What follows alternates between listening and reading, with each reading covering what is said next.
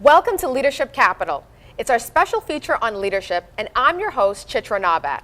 The series is about bringing you human insights on business, public, and civic leaders.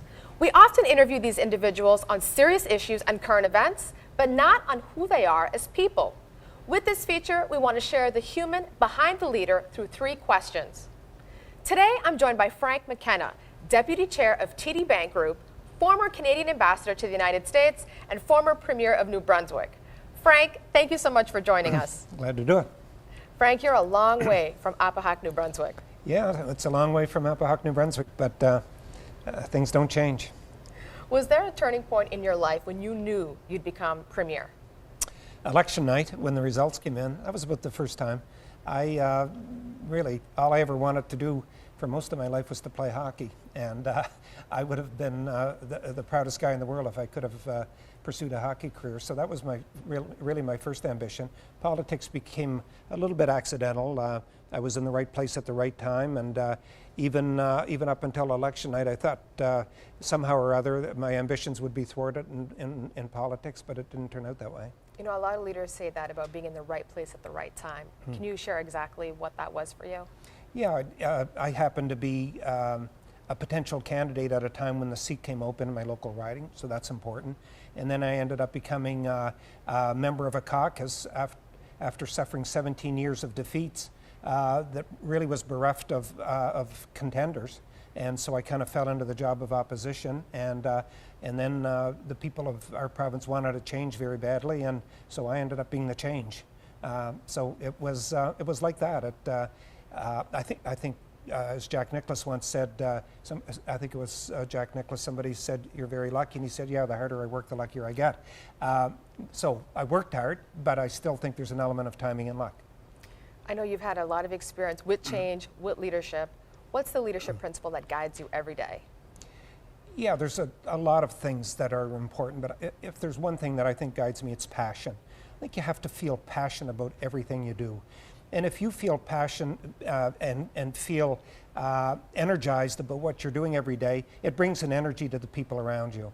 And I always found in my public life, both as ambassador and as premier, that you're just a small little speck by yourself.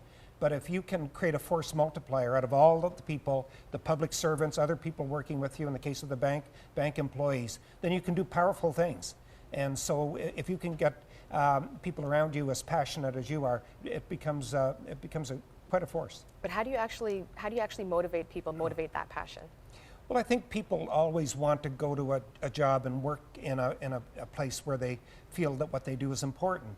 And part of that is good communications. I think you need to communicate and be very transparent about what the ambitions of the organization are, and make people feel like what they're doing is something useful, that they're not just coming to work, not even just earning a dollar, but what they're doing is serving customers better, or making products that will make the world a better place, or doing something that matters. Everybody wants, I think, to matter, to be relevant. And if you can make people feel you're doing something that really is important and doing it in the best way possible, I think people feel a lot of energy about that. Now, when it comes to yourself, are you perfect, or is there a self-improvement area that you're working on? No, look, I'm far from perfect. I'm working every day, just trying to read more books and broaden my knowledge and be more tolerant and just learn more. I'd like to learn more languages.